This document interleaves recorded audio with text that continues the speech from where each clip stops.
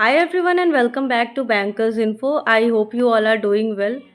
ये मेरा IBPS SOIT का self given exam analysis video है एंड यहाँ इस बार सबसे स्टार्टिंग में रीजनिंग का सेक्शन ओपन होगा।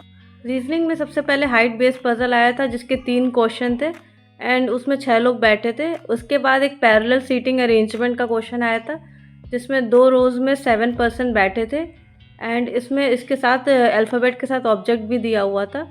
फिर एक बॉक्स सीटिंग अरेंजमेंट आया था, इसके 5 क्वेश्चन थे एंड इसमें भी अल्फ़ाबेट और ऑब्जेक्ट का कॉम्बिनेशन था। फिर एक लीनियर सीटिंग अरेंजमेंट आया था, ये थोड़ा ईजियर साइड पे था, इसमें 7 लोग बैठे थे एंड उसके साथ साथ ऑब्जेक्ट भी दिया हुआ था।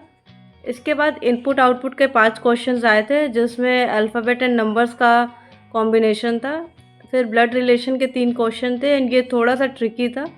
फिर सिलॉक्स के 3 से 4 क्वेश्चन थे, इनइक्वालिटी के 4 से 5 क्वेश्चन थे एंड डेटा सफिशिएंसी के 5 से 6 क्वेश्चन थे एंड मिसलेनियस भी 3 क्वेश्चन थे एंड फिर लॉजिकल रीजनिंग के भी काफ़ी क्वेश्चन थे, 8 से 10 क्वेश्चन लॉजिकल रीजनिंग के थे एंड एक क्वेश्चन डायरेक्शन एंड डिस्टेंस पे था जिसके 3 से 4 क्वेश्चन दिए हुए थे।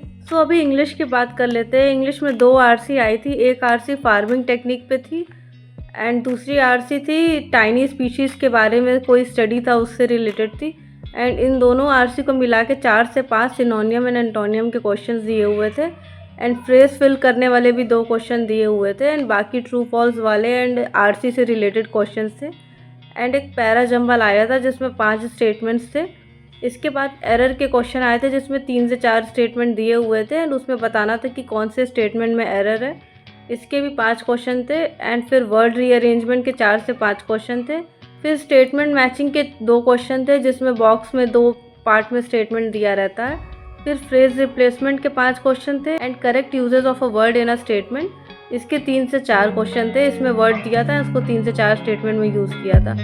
तो यहाँ पे मैंने 46 अटैम्प्ट्स किए हैं। अब लास्टली क्वांट्स की बात कर लेते हैं। क्वांट्स में 3 डीआई आई थी एंड एक केसलेट डीआई भी आई थी, टोटल 4 डीआई थी। यहाँ पे केसलेट डीआई जो आई थी उसमें इंडिया एंड एक और कंट्री का मेल एंड फीमेल का डेटा दिया हुआ था 3 प्लेसेस पे PQR एंड इसमें काफ़ी कैलकुलेशन थे तो इसका 5 क्वेश्चन था, ये मैंने नहीं किया था। फिर एक लाइन ग्राफ डीआई आई थी, एक पाई चार्ट डीआई भी आई हुई थी। जो एक टेबल डीआई आई थी उसमें सोल्ड एंड अनसोल्ड का डेटा दिया हुआ था एंड टोटल ऑब्जेक्ट का डेटा दिया हुआ था। इसमें cost price and selling price भी कैलकुलेट करना था।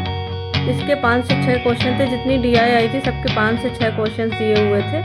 इसके बाद अरिथमेटिक के 10 से 12 क्वेश्चन थे। अरिथमेटिक में ज़्यादा अटैम्प्ट नहीं कर पाई हूँ, मैंने डीआई ज़्यादातर अटैम्प्ट किया है। फिर क्वाड्रेटिक इक्वेशन के 5 क्वेश्चन थे एंड मिसिंग नंबर सीरीज आया था, इसके भी 5 से 6 क्वेश्चन थे।